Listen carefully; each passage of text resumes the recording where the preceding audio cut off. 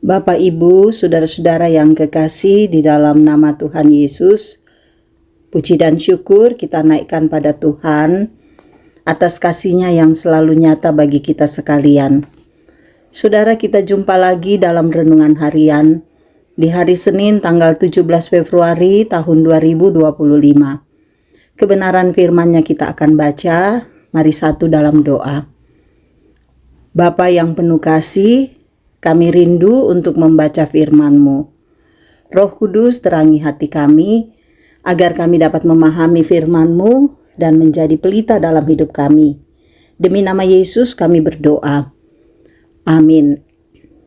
1 Korintus pasal 15, ayat 20 sampai ayat 34.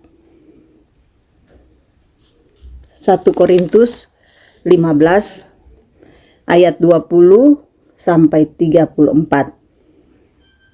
Namun yang benar ialah bahwa Kristus telah dibangkitkan dari antara orang mati, sebagai yang sulung dari orang-orang yang telah meninggal. Sebab sama seperti maut datang karena satu orang manusia, demikian juga kebangkitan orang mati datang karena satu orang manusia. Sebab sama seperti semua orang mati dalam persekutuan dengan Adam, demikian pula semua orang akan dihidupkan dalam persekutuan dengan Kristus. Namun, tiap-tiap orang menurut urutannya. Kristus sebagai buah sulung, sesudah itu mereka yang menjadi miliknya pada waktu kedatangannya. Kemudian tiba kesudahannya, yaitu bila mana ia menyerahkan kerajaan kepada Allah Bapa, sesudah ia membinasakan segala pemerintahan, kekuasaan, dan kekuatan. Sebab ia harus memegang pemerintahan sebagai raja sampai Allah meletakkan semua musuhnya di bawah kakinya. Musuh yang terakhir yang dibinasakan ialah maut. Sebab segala sesuatu telah ditaklukkannya di bawah kakinya. Kalau dikatakan bahwa segala sesuatu telah ditaklukkan, teranglah bahwa ia yang telah menaklukkan segala sesuatu di bawah kaki Kristus itu tidak termasuk di dalamnya. Namun kalau segala sesuatu telah ditaklukkan di bawah Kristus, ia sendiri sebagai anak akan menaklukkan dirinya di bawah Dia yang telah menaklukkan segala sesuatu di bawahnya, supaya Allah menjadi semua di dalam semua. Jika tidak demikian, apakah faedahnya perbuatan orang-orang yang dibaptis bagi orang mati? Kalau orang mati sama sekali tidak dibangkitkan, mengapa mereka mau dibaptis bagi orang-orang yang telah meninggal?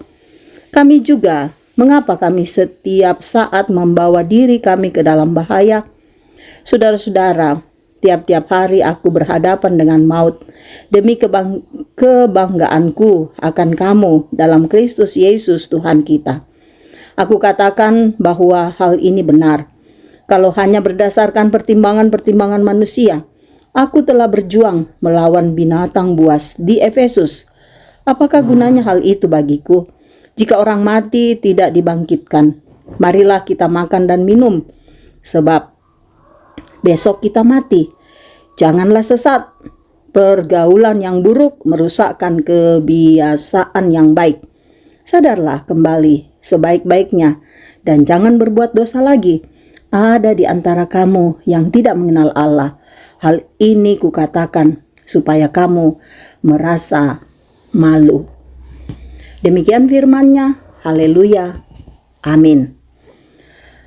Saudara-saudara, tema kita saat ini Kristus Sang Pembebas. Saudaraku yang kekasih, apakah makna kebangkitan Yesus dalam kehidupan kita manusia? Bagaimana kebangkitan Yesus menguatkan harapan kita dalam menjalani kehidupan masa kini dan masa yang akan datang? Firman Tuhan menjelaskan pada kita dalam bacaan 1 Korintus 15. Saudara, jelas dalam firman Tuhan bahwa kebangkitan Kristus menjadi harapan dalam hidup kita untuk kehidupan masa yang akan datang.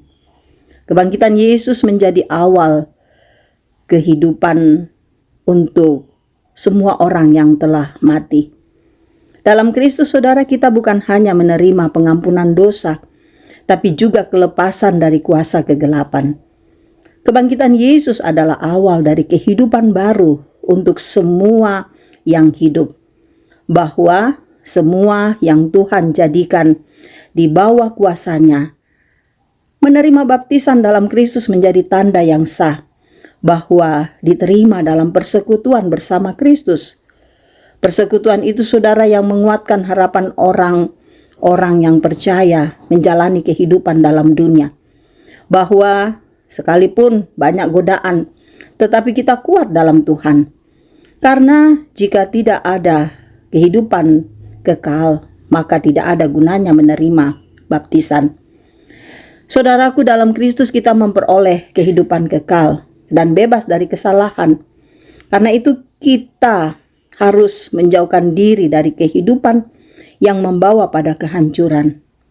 Namun, dosa selalu mengambil tempat dalam hidup kita karena kita memberi kesempatan menguasai seluruh hidup kita. Saudara, Kristus pembebas telah mengalahkan kematian. Jadi, kita harus teguh, harus kuat dalam Kristus. Jangan dikalahkan atau dikuasai oleh keinginan kuasa kegelapan. Tetapi mari kita menyerahkan kelemahan kita pada Tuhan. Juga segala keinginan-keinginan daging kita bawa pada Kristus. Kristus Sang Pembebas akan memberi kemenangan. Hidup kita sebagai orang percaya dalam Kristus, itulah kehidupan yang berkenan pada Tuhan. Karena kita sudah memperoleh kehidupan selama-lamanya dalam Kristus. Sebab itu saya mau katakan, saudara, hargailah kehidupan yang Tuhan beri dari hari ke hari dalam sikap, tindakan, dan perbuatan kita. Kita harus menjadi saksi Sang Kristus. Kita harus berani bangkit menjalani kehidupan ini. Banyak orang, saudara-saudara, yang tidak bisa menjadi saksi Kristus. Tapi kita harus bangkit menjadi saksi Kristus. Percaya pada Kristus, berserah, dan kita akan menerima pembebasan yang datangnya dari Kristus. Kuasa Tuhan akan menopang kita semua orang percaya menjalani kehidupan di dalam dunia. Karena Kristus Sang Pembebas itu, ialah yang bersama dengan kita. Ialah yang menopang kita semua menghadapi hidup ini. Mari datang padanya dan kita ditopang, dipelihara, disayang oleh Tuhan. Amin. Mari berdoa. Terima kasih Tuhan, Engkau beri waktu bagi kami untuk mendengarkan firman-Mu. Biarlah firman ini mengambil bagian dalam hidup kami. Tuhan, sayangi, cintai, dan peliharakan kami. Baik keluarga kami, anak-anak kami, biarlah damai sejahtera-Mu nyata bagi kami. Pun para orang tua kami, Tuhan akan pelihara mereka selalu sehingga mereka bersukacita dalam Tuhan. Pekerjaan kami Tuhan berkati. Demikian juga Tuhan, Engkau memberkati untuk saudara-saudara kami yang berada dalam pergumulan, yang sakit Tuhan kuatkan dan sembuhkan. Yang berada dalam duka Tuhan hibur. Ada banyak beban hidup kami, tapi sebagai anak-anak Tuhan kami percaya Sang Pembebas Kristus akan menolong kami melewati semuanya dengan baik. Sempurnakan setiap sukacita kami, baik pertambahan usia, memperoleh berkat melalui pendidikan, atau memperoleh berkat melalui usaha. Biarlah semuanya sempurna dalam Tuhan. Engkau berkati para pelayan-pelayan-Mu, biarlah mereka teguh melayani Tuhan. Engkau memberkati juga Tuhan mereka yang terus memerintah dengan adil dan bijaksana. Biarlah kemurahan Tuhan bersama dengan pemimpin kami. Tuhan berkati saudara-saudara kami yang mendengar renungan harian ini. Semoga hidup mereka boleh tetap teguh di dalam kasih Kristus. Dan kami akan setia untuk menaati firman-Mu. Tuhan, ampuni hidup kami. Biarkan kami menjalani hari-hari kehidupan sepekan ini. Biar kami lewati dalam tuntunan-Mu. Ini doa kami membawa semuanya dalam nama Tuhan Yesus, Allah pemilik hidup kami. Haleluya. Amin. Terima kasih saudara-saudara boleh mendengarkan renungan harian ini. Biarlah firman ini menjadi berkat bagi saudara-saudara sepanjang hari ini. Mari jalani kehidupan hari ini, esok dan seterusnya. Sepekan ini Tuhan tidak membiarkan kita, tapi bersama dengan kita semua. Tuhan Yesus memberkati.